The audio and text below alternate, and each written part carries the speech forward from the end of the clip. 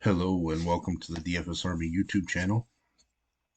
I am Razzle11 or on Twitter Razzle11Grinds, bringing you some pitching conversation in regards to the main slate on Saturday, April 15th.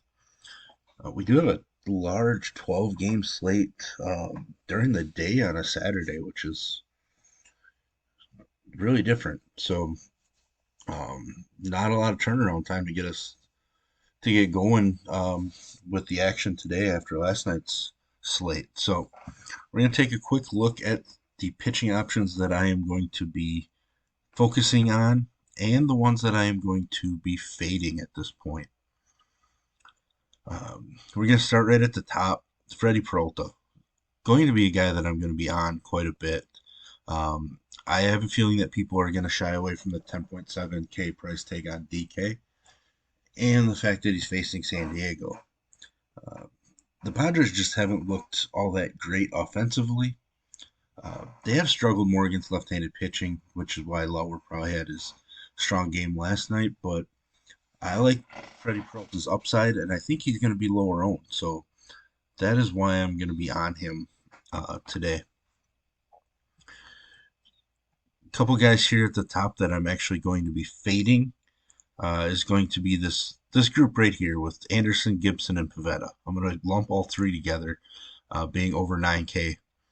I actually love the Angels Boston game for a lot of runs. So seeing two pitchers in that game in the top 5 of pricing, definitely going to make me go with the fade. And Kyle Gibson, I think he can be solid. Has been pretty good the last 2 starts, but I just don't know that I want to pay 9,400 for him on the road here. So I just don't think he has the K upside that you want when you're going to pay, this kind of price tag for a pitcher. So he's going to be on my fade list today. The obvious use is going to be DeSclafani against the Tigers. DeSclafani's looked pretty good. The Tigers are not very good. I know the Tigers' offense has kind of annoyed us as we were taking Toronto pitchers against them. But overall, they're just not very good against right-handed pitching. A lot of guys are struggling.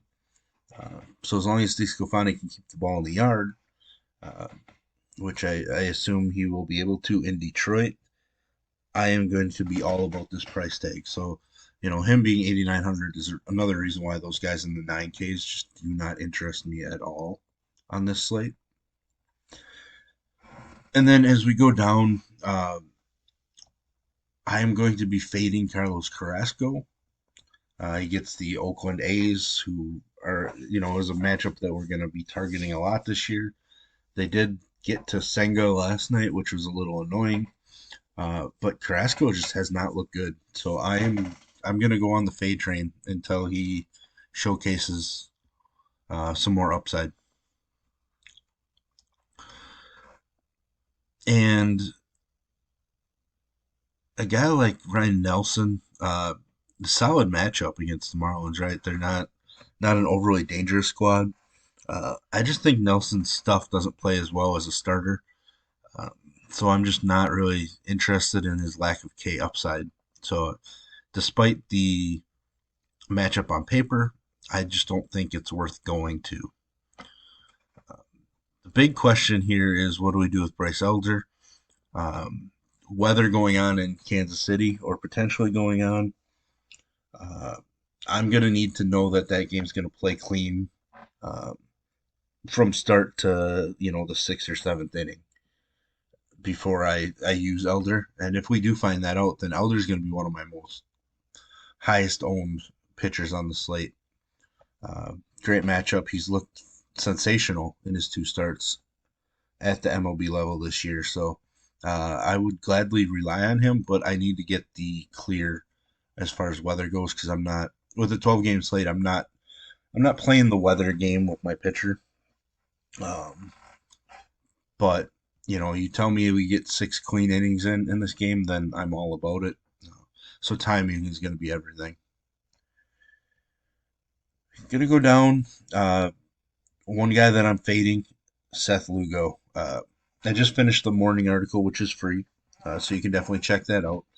Is well, Milwaukee is swinging it pretty well, but the biggest thing for me is Lugo has spent the last few years as a relief pitcher with the Mets, so he hasn't really gotten used to the workload of a starting pitcher. He did get a couple extra days off between his first and second start.